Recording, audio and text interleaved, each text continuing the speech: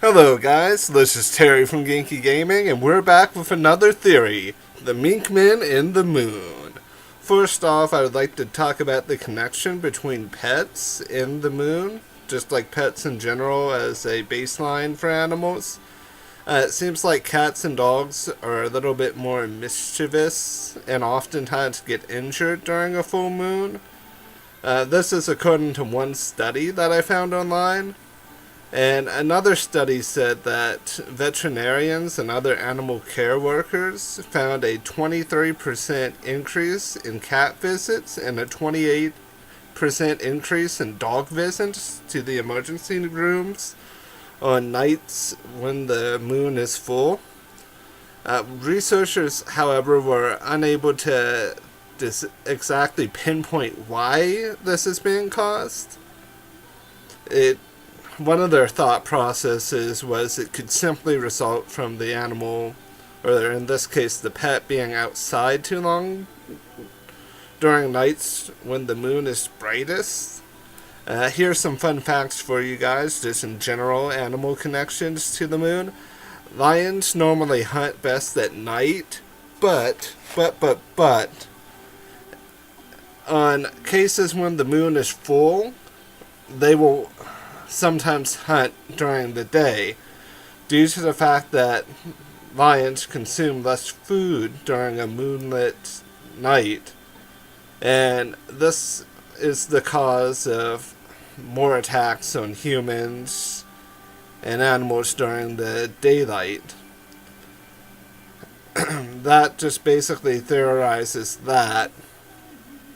And as you guys may or may not know, full moons are traditionally associated with temporal insomnia, or basically the inability to sleep. And some say that it's even connected to insanity, henceforth the terms lunacy and lunatic, and various other magical phenomena like lycanthropy, basically werewolfism. And psychologists basically say that they've found no really defining evidence in this, but in general, just to touch on the moon itself a little bit, it does have a very weak gravitational field. Most of the time the Earth itself, its gravitational field kind of creates a bubble around the moon, but that gravitational field pushing from the moon on the Earth does create a magnetic field, which sometimes produces a small amount of electricity. And who do we know that's on the moon right now, guys? Who do we know? Inaru, the man himself, the Thunder Lord. Well, at least that's what I call it now. When you eat a thunder or lightning logia, you're basically destined to be called the Thunder Lord. But with that point here, we're just going to move forward to how does this really work with the Minkmen themselves. If you guys have pets, like I do, I have a cat and a dog, sometimes you will get shocked by them. And what causes that shock is a little bit of static electricity in their fur. This is created sometimes by a light mist of water on your pet's fur. And basically, the fur is incapable of truly holding the static charge, which produces the shock to you, or which causes you to be shocked. Static electricity occurs when there is an imbalance of positively and negatively charged ions.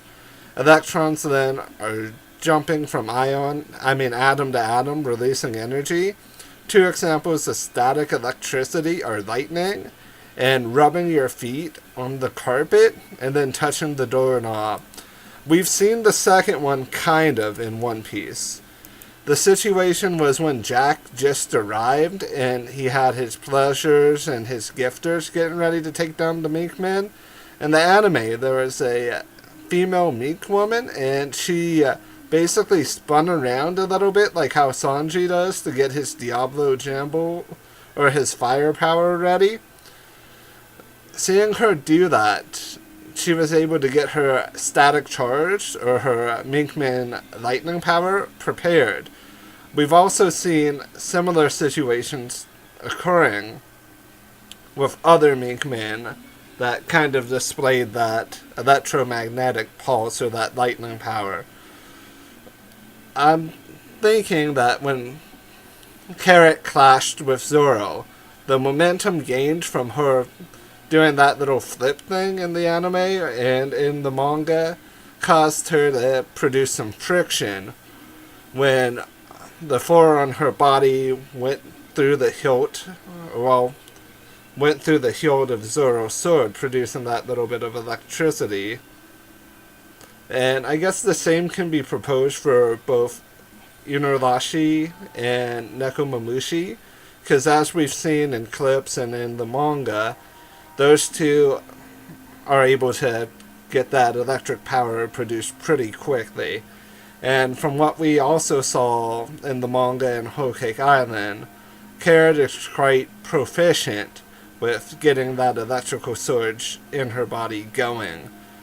So what I'm saying is that the moon's gravitational field interacts with basically what's causing the static electricity, and plus the behavior of animals all combine together to make souped out fighters, or super powerful fighters in general. With this being said, when the Minkmen finally are exposed to the full moon, their power is going to increase tenfold, and they are going to be able to handle the gifters, the pleasures, and whatever other units that Kaido may have. And with all of this going on, I'm thinking that there's going to be some moisture, some mist in the air that will amplify their static electricity, which is already souped up to begin with, causing their lightning attacks to basically do more damage to whoever they're fighting. As we saw from the situation with the fake Carrot and the real Carrot, and Chopper going Monster Chopper, and basically taking down that crocodile guy, there was a little bit of moisture, I think, from the pot that was knocked over, because I'm pretty sure that was full of water, which amplified Carrot's electrical power. So that's been the theory/discussion, guys. I want to thank you guys for listening. Thank you so much for taking your time to watch the video. You have yourselves a great morning, an excellent afternoon, and a terrific evening. I've been Terry from Geeky Gaming, and I am out.